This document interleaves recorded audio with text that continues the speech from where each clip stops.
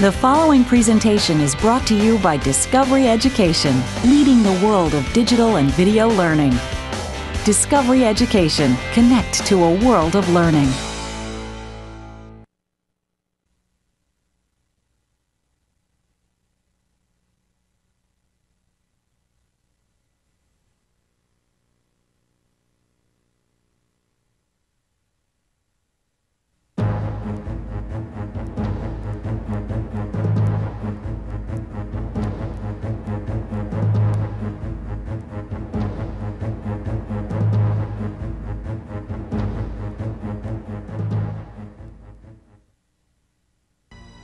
Our nation's use of the atomic bomb remains one of the most controversial and emotional issues of World War II. Americans born before 1940 in general cannot comprehend how anyone could be critical of President Truman's decision to end the war. Those born after 1945, growing up in the Cold War, wonder if there was not a better alternative. By 1936, it became increasingly clear to the world that Germany, Italy, and Japan were pursuing a common path of aggression, both in Europe and the Far East. The signing of the Tri-Party Pact, September 27, 1940, agreeing not to invade each other's country, would have far-reaching effects. The development of America's atomic bomb begins in 1939. An immigrant Hungarian physicist named Leo Szilard learns that German scientists have discovered how to split the atom. Splitting the uranium atom might create a chain reaction, releasing 1,000,000 times more energy than an equal amount of high explosives. Szilard is Jewish. He flees Germany following Hitler's rise to chancellor. Intelligence reports begin to trickle in showing that the Germans are making progress on atomic weapons research. Szilard persuades his friend Albert Einstein to co-sign a letter to President Roosevelt imploring him to begin atomic weapons research in earnest. To this point, government nuclear research has received the grand sum of $2,000. The president orders an all-out effort to create the A-bomb. The daunting task is assigned to the Army Corps of Engineers, Manhattan District in New York City, giving the new Manhattan Project its name. They assign one of its most can-do officers to direct the program, General Leslie Richard Groves. Groves appoints Dr. J. Robert Oppenheimer, a brilliant physicist teaching at the University of California at Berkeley. Due to the uncertainty of which element would make a better bomb, two enormous facilities are built practically overnight: a plutonium plant in Hanford, Washington, and a uranium-235 plant in Oak Ridge, Tennessee. A plant called Los Alamos in New Mexico is the site for the A-bomb's design and assembly. Busy factory workers are oblivious to their assignments. Tons of materials arrive, but mysteriously, nothing is produced. Scientists must refer to each other in cryptic code names. The A-bomb is never referred to as a bomb. It's a gadget, or the gimmick. And despite the enormous precautions in place, the Soviets have infiltrated this top-secret project. Their spy at Los Alamos is Dr. Klaus Fuchs. But one problem looms. At the moment, no airplane in the Allied inventory is capable of delivering such a weapon to the Japanese mainland. By early 1944, the Boeing Airplane Company gears up to produce a revolutionary new aircraft, the B-29. Officially named the Super Fortress, the plane is a gigantic leap forward, 25% faster than its predecessor, the B-17. It can carry a 20,000-pound bomb load and fly more than 4,000 miles. It will become central to the Allies' plan for the defeat of Japan and America's ability to deliver the bomb. The first objective is to provide an airbase close enough to Japan's industrial centers so the B-29s can attack. The Marianas Islands, Saipan, Tinian, and Guam are the next targets for the U.S. Marines.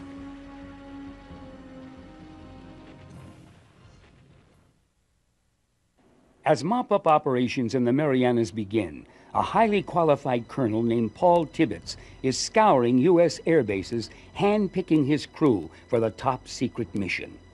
His outfit, the 509th, will train at Windover Field in Utah until the new B-29 airfields are built. Test drops at Windover are intended to help the Alamogordo lab refine the casing designs for the two different bombs that they're developing. And now, bomb away.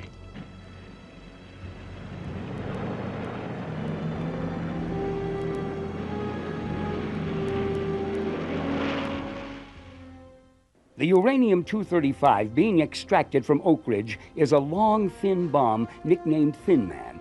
Later advances in the bomb's physics allow scientists to shorten Thin Man from 17 to 9 feet and to change its name to Little Boy.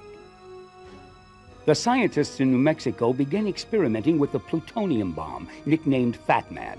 This implosion bomb is more efficient and can be manufactured quickly because of its abundance. General Groves sends Commander Frederick L. Ashworth to the Marianas to find a new home for the 509th. Because the island is flat, Tinian is selected. The only Japanese base capable of interfering with American bombing operations is Iwo Jima, 775 miles from Japan. Once the island is taken, it will be used as a fighter base for escorting bombers and an emergency landing site for the crippled B-29s returning from bombing raids on Tokyo.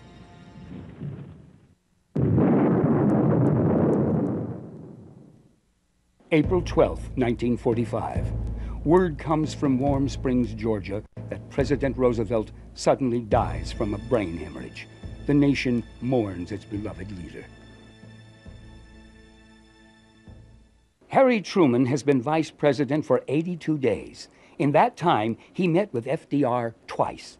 He has no knowledge of the atomic bomb. Two outspoken cabinet members with knowledge of the bomb have conflicting opinions. Henry L. Stimson, Secretary of War, fears negative public opinion and dire irreversible consequences, suggests staging a demonstration.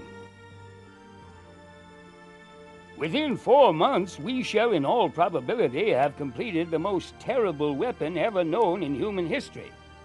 One bomb of which can destroy a whole city. The world, in its present state of moral advance, would eventually be at the mercy of such a weapon. In other words, modern civilization might be completely destroyed. Politically savvy Secretary of State James F. Burns is pro-bomb. He believes a demonstration would considerably weaken our hand. He fears the Soviet Union's emergence, while keeping one eye on the upcoming general elections. A test shot is arranged on the grounds of the Alamogordo test site, 120 miles south of Los Alamos. The place is called Journey of Death. Its code name is Trinity. It's a dry run to test and calibrate instruments with radioactive slugs spiked in amongst 100 tons of high explosives. This is the largest chemical explosion ever deliberately detonated.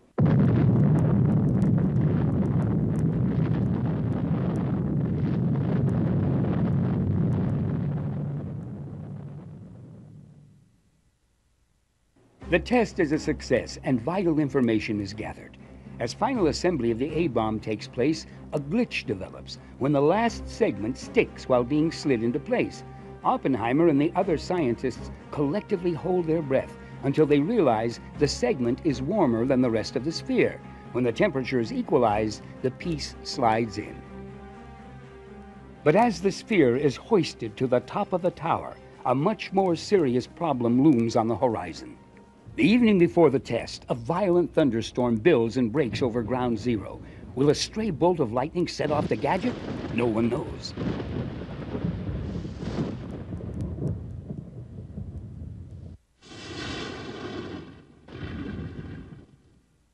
Postponement is a poor option.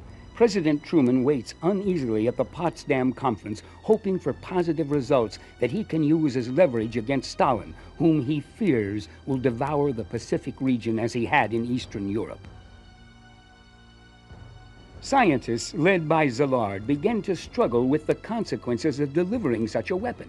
A petition circulates to halt its completion. It's delivered to Burns, who supposedly gives it to President Truman. However, there has never been any record of this event. Finally, the rains stop.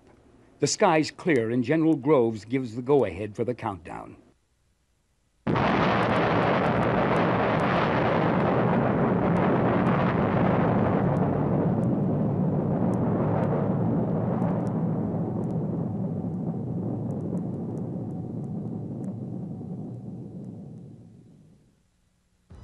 By cable, Truman receives good news from Groves. The president tells Stalin about a new weapon of unusual destructive force. But the Soviet premier is unmoved. Unbeknownst to Truman and Churchill, Soviet spy Klaus Fuchs has been keeping Stalin informed. Truman's deployment of the atomic bomb is swift. His note, dated July 26th, is the only handwritten authorization ever given for the use of atomic weapons. Suggestions approved. Release when ready, but not sooner than August 2nd. A cautionary Truman gives the Japanese time to respond to the terms of unconditional surrender. The bomb, still shrouded in secrecy, is never mentioned. July 26, 1945. President Truman officially declares the Potsdam Declaration.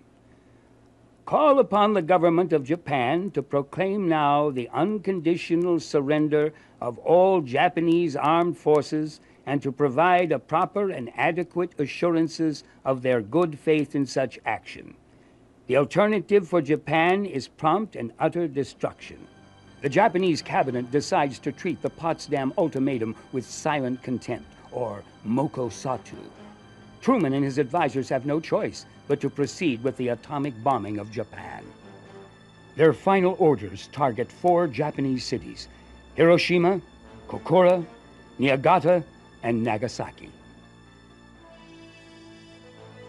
On the same day the Allies issue the Potsdam Declaration, the United States heavy cruiser Indianapolis drops anchor at Tinian Island. It is carrying a 300-pound lead bucket welded to its deck. Unbeknownst to the captain and the crew, the bucket contains the uranium-235 core for the little boy bomb. The precious cargo is unloaded and the ship departs. 4 days later, a Japanese sub-torpedo sinks the Indianapolis. 3/4 of the crew die in the disaster, hundreds eaten by sharks. After years of planning, research, and anticipation, and after an expenditure of $2 billion, the day arrives. Little Boy is carefully towed out of the air-conditioned assembly hut with most of the island brass in attendance.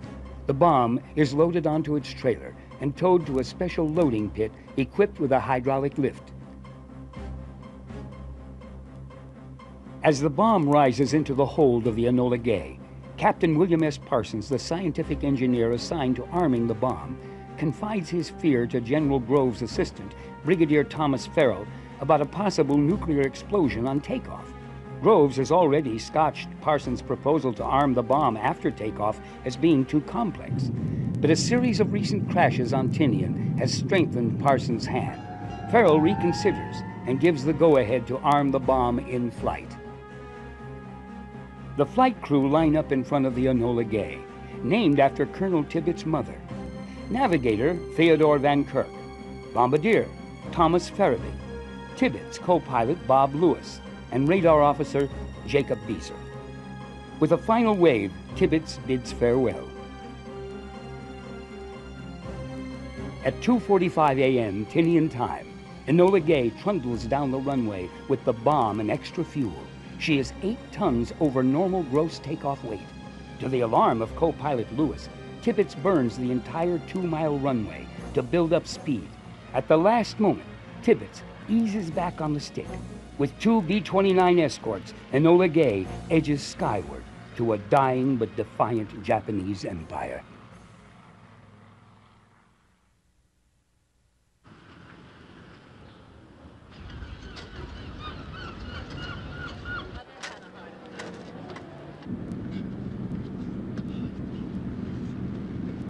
At precisely 8:16 a.m., the bomb bay doors open and little boy plummets out of the Enola Gay.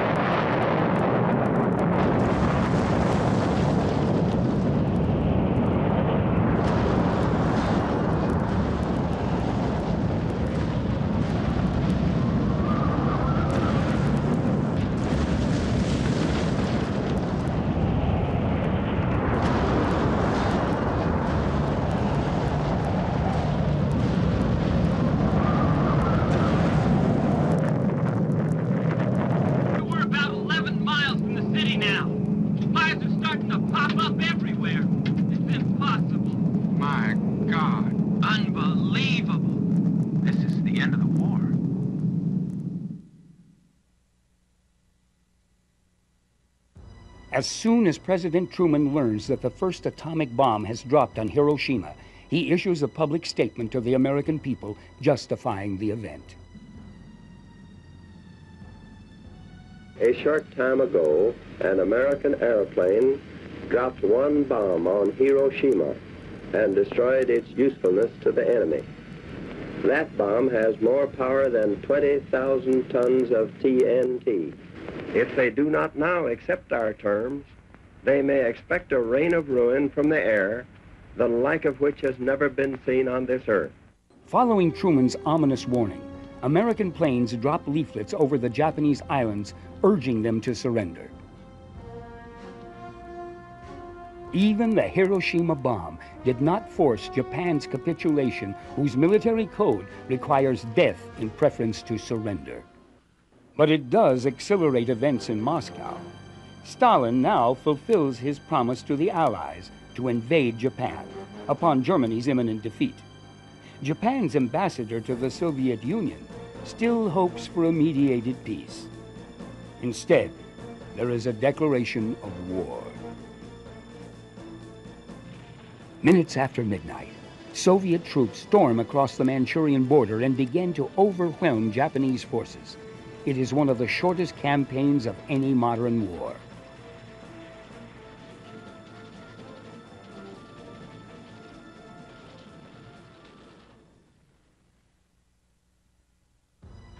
A B-29 named Boxcar, carrying the Fat Man bomb or plutonium bomb, like the one tested at Alamogordo, is in its final preparation on Tinian.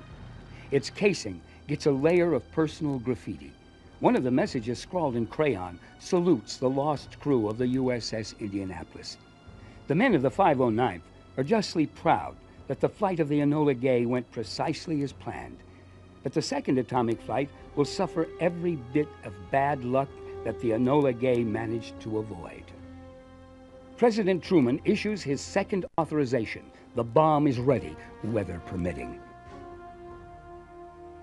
Under strict orders to bomb only if they can see the actual target, Boxcar reaches Kokura and Niigata. Both destinations are under heavy ground haze. They are spared. Nagasaki will not be as fortunate.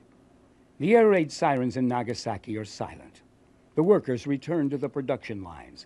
Courageously, the people try to resume some kind of routine under the heavy weight of impending doom. The Army Ministry of War is unable to recommend a unilateral surrender to the Emperor. The Soviet Union has declared war on Japan. The Allies' promise of a reign of ruin is imminent. The bomb cannot be halted. For 45 seconds, the second atomic bomb falls to Earth.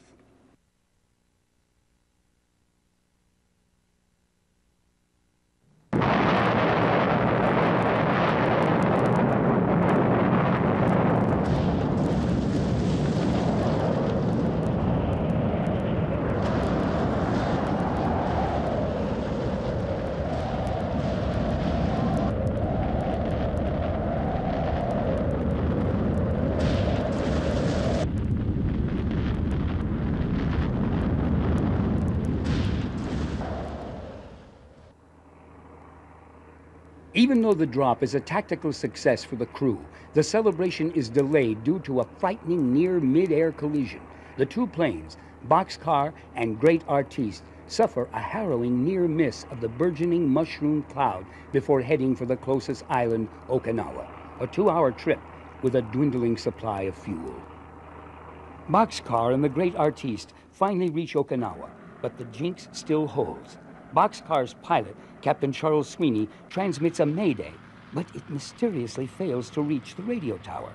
Calling on all his skill, Sweeney unexpectedly touches down and barrels through a traffic pattern at 150 miles an hour, barely avoiding two parked B-24s.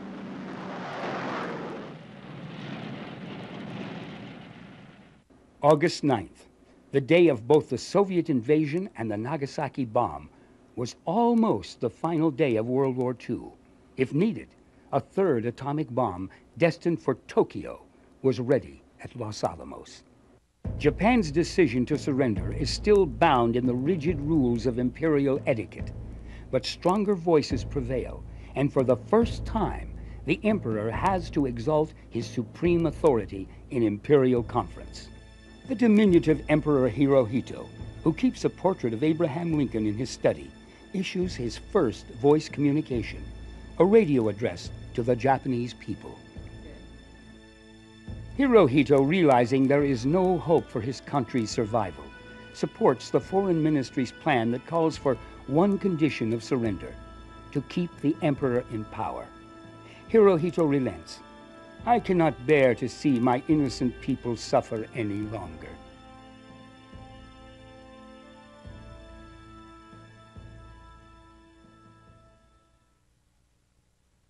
On board the battleship USS Missouri, anchored in Tokyo Harbor, General Douglas MacArthur accepts the Japanese surrender.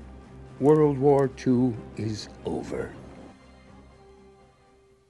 General Groves addresses the nation regarding the decision to drop the bomb. Casualties, which would have resulted from an invasion of the Japanese home islands, would have been tremendous. Churchill placed them at over 1 million Americans. The atomic bomb made it impossible for the Japanese to continue the war, despite their determination to fight to the bitter end. And in that fighting, they would have taken with them tens of thousands of Americans. Admiral Blady, in charge of atomic testing, makes important recommendations regarding the atomic bomb. It is essential that no country gain ascendancy over the United States in the development, manufacture, and tactical use of atomic weapons. It is impossible to convey the full meaning of the atomic bombings of Hiroshima and Nagasaki. The casualty toll is staggering and fails to portray the indescribable suffering. Whether the bombings constituted a tragedy that could have been avoided by other measures or a necessary military decision will always be debated. The United States and the Soviet Union emerge as the world's greatest powers. The Cold War begins. The day after Hiroshima, Stalin gathers his leading physicists and orders them to catch up with American atomic achievements. The Soviets launched their first atomic bomb. From 1945 to 1962, the United States conducts over 300 atmospheric nuclear tests. July 25th, 1963, the U.S. and the Soviet Union signed the first treaty to limit nuclear testing. But Pandora's terrible box is already opened. 1 year later, China enters the nuclear race.